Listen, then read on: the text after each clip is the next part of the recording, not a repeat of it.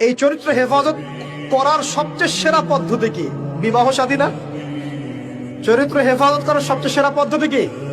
কারণ মানুষের যৌন চাহিদা আছে, ভালোবাসার প্রয়োজন আছে, আর স্ত্রীর দরকার আছে।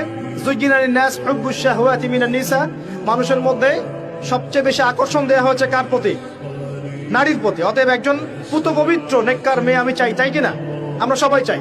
এখন এ কারণে এই হাদিসের মধ্যে এটা নিবেন, ওই দুজন মানুষ কোন দুজন? দুজন ছেলে ছেলেও হতে পারে, দুই মেয়েও হতে পারে, আবার ছেলে মেয়েও হতে পারে, যারা একে অপরকে ভালোবাসে। কার জন্যে? মানে পবিত্র ভালোবাসা, অপবিত্র জেনা নয়, পবিত্র ভালোবাসা, এবং মিলিত হয় আল্লাহর জন্যে। বিচ্ছেদ ঘটে কার জন্যে? আল্লাহর জন্য। আপনি স্ত্রীকে বাসায় গিয়ে তার সাথে মহব্বত করছেন, আল্লাহর জন্য মিলিত হচ্ছেন, তাই না?